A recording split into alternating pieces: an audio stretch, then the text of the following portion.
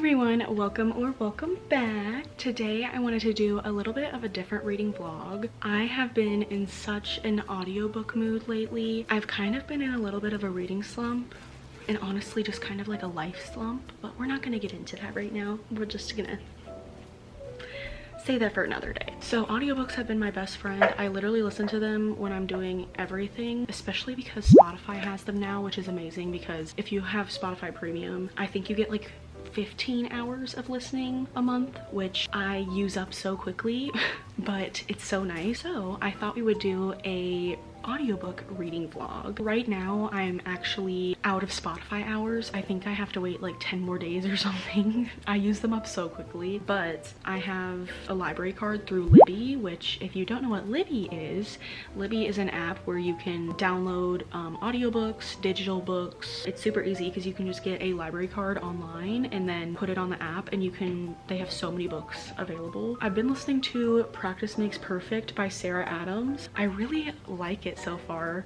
I kind of heard mixed reviews about this book when it came out, so I was hesitant to start it, but I really liked When in Rome, so I decided to listen to it, and I'm actually 76% through already, so I'm almost done with it, but I really like it so far. I'll do a little bit more in-depth review of it a little bit later. Right now I'm about to go hop in the shower and stuff because I cleaned out my car today and it took me a few hours. My car was disgusting.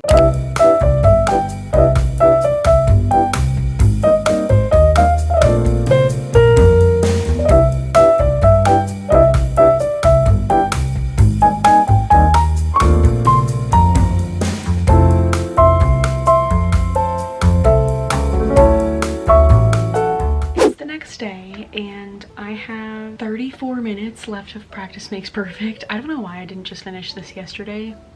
We're gonna finish it right now. I'm about to straighten my hair, so we're gonna listen to it while I do that. But I feel like I'm gonna have to go into another book because I'm definitely not gonna be done in 34 minutes. So our next book that we're gonna read is Thank You for Listening by Julia Whelan. I've heard a couple people talk about this book and I really wanted to listen to it because Julia Whelan is like one of the main audiobook people. If you're listening to an audiobook, she's probably the lady that's talking in it. She wrote her own book and I don't know what it's about. It says that it tells a story of a former actress turned successful audiobook narrator who has lost sight of her dreams after a tragic accident and her journey of self-discovery, love, and acceptance when she agrees to narrate one last romance novel. I've heard really good things, so that's gonna be our next listen. Let's finish Practice Makes Perfect. But I wanted a minute alone with Noah before the ceremony.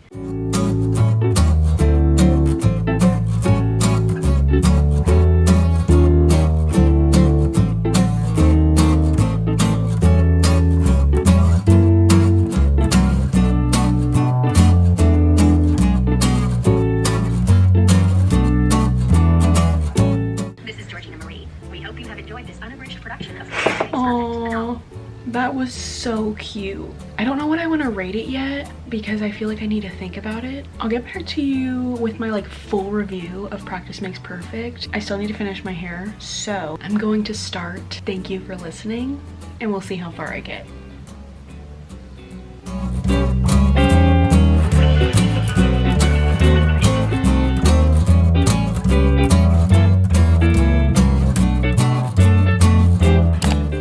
It is time to give you my thoughts on Practice Makes Perfect. I had to sit on my rating for this book for a little bit because I was in between a 3 and a 4, but I ended up just going with a 3.5, which I think is the same rating that I gave When in Rome, which I just realized.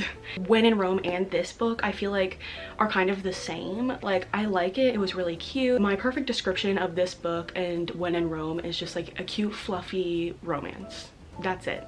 I did really like the characters, but I also feel like at the same time the romance between Annie and Will, just, I don't know how to explain it. It felt like they were trying to make it a slow burn, but the book is only barely 300 pages, so it just ended up making the romance like insta-lovey anyway. I kind of wish it would have developed a little bit more throughout the story rather than it being like building up, and then the whole like romance and everything is literally in the last like 50 pages. I feel like I like slow burn when the book is longer, but when a book is like 300-400 pages, I just feel like it's kind of not doable. That was just the only thing about this book. I like the characters, but I also feel like it's one of those books where I'm not gonna think about it again. Like since I finished it, I haven't really thought about it. Like I thought it was cute. I think it's a good book. I think a lot of people would really enjoy this and I would recommend it, especially if you're trying to get into reading or something like that. There was just nothing special about it, and I feel like that sounds so mean to say. 3.5 stars. I also started listening to Thanks for Listening by Julia Whalen. I don't have the physical book of that, but I only got like 30 minutes into it, so I don't really know all of what's going on. The gist of the beginning was she was on an airplane and she's like listening to this raunchy, spicy book. From my understanding, the character wears an eye patch. Like she has an eye patch over her eye. Something happened, I think, but you don't really find out what. I feel like it's something that's going to develop over the story. The character's name is Swanlee.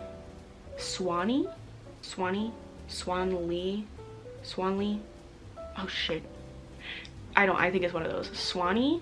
And she's going to Las Vegas for this convention thing that she has to speak at because she's doing her friend a favor. So she normally doesn't speak at things or like do audiobook things like this. She kind of just likes to stay behind the spotlight, not in it. So this is a little bit different for her. Yeah, I don't have too many thoughts on it yet, but I feel like I need to keep reading to like know what's exactly going on. But I feel like I'm already liking it a lot because it's really funny. The first part, like when she's on the airplane listening to her spicy audiobook, it's just like the whole scene is really funny. I think I'm gonna like it, but I don't want to speak too soon. So I've been listening to Thank You for Listening for the last few days, and I thought I would update you because I am 81% through. So I only have about 2 hours left and I'm really liking it so far. I love that they're both audiobook narrators because that's definitely something I've never read before. I did like learning the backstory behind Swanee because she wears an eye patch because she got into an accident and lost her eye. I kind of was, you know, curious as to what happened, and I also really relate to her in the aspect of like she feels like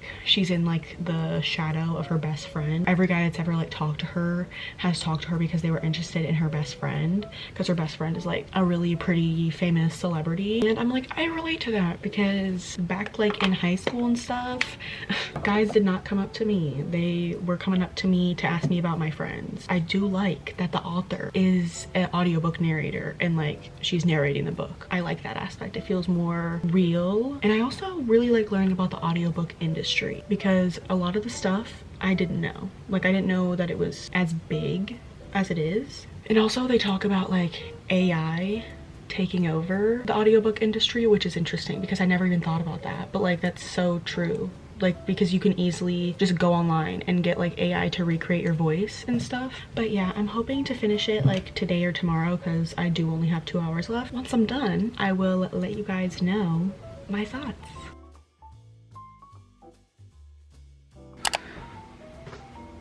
Hey guys, so I just got home from work. I actually finished Thanks for Listening this morning while I was getting ready for work. I ended up rating it a 4 stars. I actually really liked it. I wrote down a quote that I really liked from the book because I really like the message behind the book. Swanee, after she has her accident, she just kind of struggles with like feeling like a different person than she was before her accident, when like in reality she's the same person, and like kind of struggles to accept good things for herself because she's just always worried that something bad is going to happen. And like I feel that's so real. I love the message that like you can change as a person. Like your things will happen to you in life that will change you, but you will still always be the same person that you've always been even after situations happen. I feel like people who have maybe like had something traumatic like that happen to them would probably relate more, because I know I've heard people like amputee stories where people talk about how they feel they struggle to like connect with their past self, like when they had their leg or arm or whatever it is. People who have kind of gone through something like that might really relate to the story and really like it because Swanee really talks about a lot of that stuff. And also her relationship with Adaku, I think that's how you say her best friend's name. I'm scared I'm gonna say it wrong, but I think it's Adaku. I really like her because she's always rooting Swanee on like the whole time. Their friendship is just really cute. It's a big part of the story, I feel like. And then this is the quote that I wrote down. This is what Swanee says when she's talking to Brock, and I really like what she said because when I heard her say it, I was like, oh my god, wait, I need to write that down because that resonates with me so hard. Life isn't linear. I don't think you can know if you've lived happily ever after until your life is over. And I feel like that's like so important to remember, because even though you might be in like a really good stage of life right now, it doesn't mean that something bad won't happen ever again. But you also can't live life in fear of something bad happening, because then you're never actually living, and you can't like plan out or like try to find the perfect person or try and plan out the perfect life, because you can't create your own happily ever after. You know, your life's just gonna happen. And I love that because I always struggle with like trying to control every situation I'm in, and I just like, you can't do that. That's my everything I have to say about this book. I really liked it. Once again, I really liked that it was narrated by the author. I feel like that makes it more like personable, and I ordered the book on Amazon. I've really been wanting to listen to The House in the Cerulean Sea because people say it's a really good audiobook, but Spotify doesn't have it. It's like locked. I have to pay for it, and like, girl, I'm not paying for that. And then on Libby, let's see how much longer I have to wait. 5 weeks? Like, I don't understand how they can only have one copy of an audiobook on Libby. Like, what do you mean? Why can't anyone just listen to it if the library has it? I don't know. Maybe I'm stupid, but that confuses me. I don't know what book I want to read. I'm being very indecisive. So I'll get back to you when I pick my next book.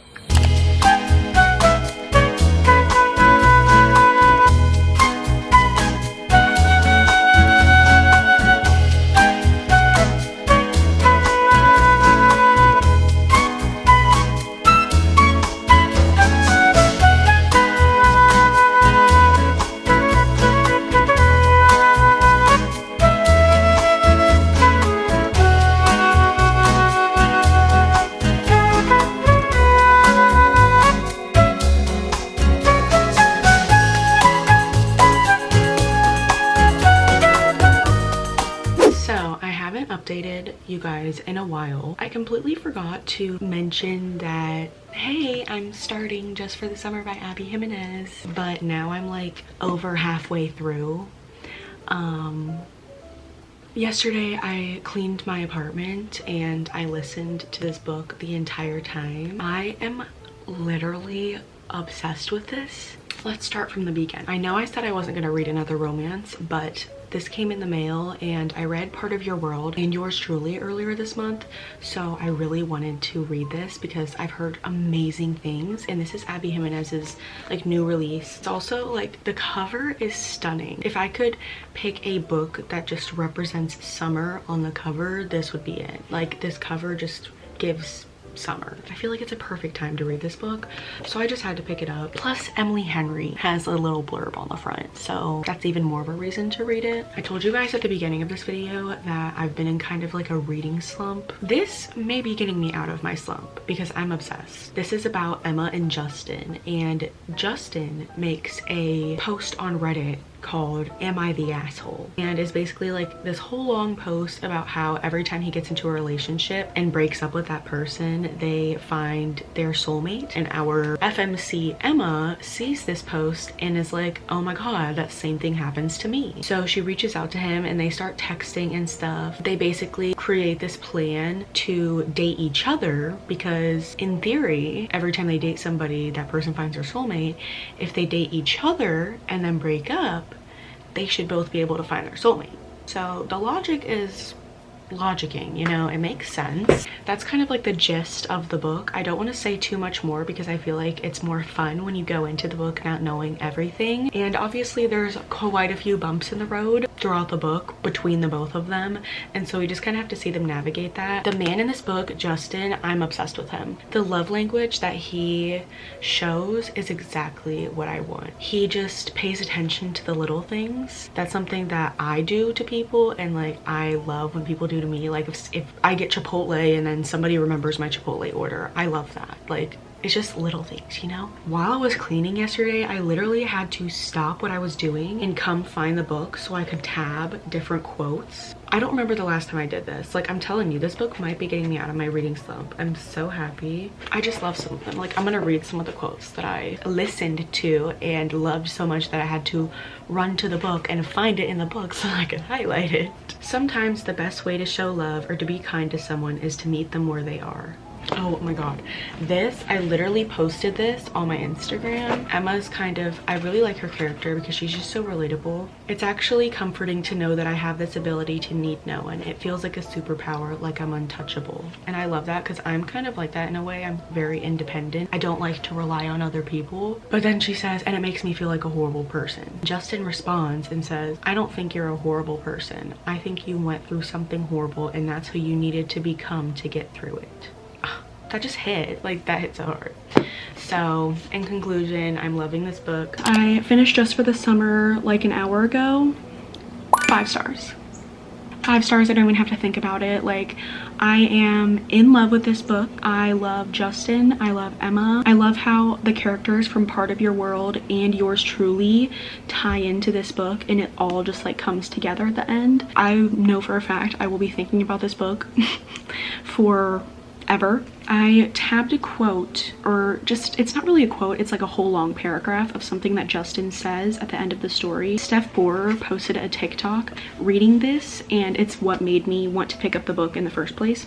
So I'm gonna read it to you because it's just so beautiful. The best kind of love doesn't happen on moonlit walks and romantic vacations. It happens in between the folds of everyday life. It's not grand gestures that show how you feel, it's all the little secrets you do that make her life better that you never tell her about. Taking the end piece of the bread at breakfast so she can have the last middle piece for her sandwich when you pack her lunch. Making sure her car always has gas so she never has to stop at the pump. Telling her you're not cold and to take your jacket when you are in fact very, very cold. It's watching TV on a rainy Sunday while you're doing laundry and turning her light off when she's fallen asleep reading. Sharing pizza crusts and laughing about something the kids did and taking care of each other when you're sick. It isn't glamorous. It isn't all butterflies and stars in your eyes. It's real.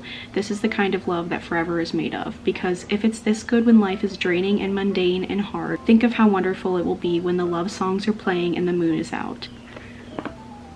Tell me that's not like the most beautiful thing I've ever heard. True love. To be loved is to be known. That's exactly, like, if I had to describe this book in one quote, both the characters are super mature. I just feel like they both have a lot of deep-rooted childhood trauma issues, especially Emma. Oh my goodness, she goes through so much, the poor girl. I recommend this to all of you. I do think if you read Part of Your World and Yours Truly first, it'll just be more fun because pretty much every character you meet in this book is in those 2 books. So it's just kind of like, you kind of see how it all ties together. You don't have to read them, but in my personal opinion, I think you should. That's gonna be it for this video. I am so happy we found a 5-star read. I was not expecting that during our audiobook reading vlog, but of course, I'm happy it happened. Let me know if you guys enjoyed this video because I feel like it was kind of a different reading vlog, but it was fun for me to film and I will definitely do it again if you guys liked it. Make sure to subscribe so you don't miss any content from me, and I will see you in my next one. Peace.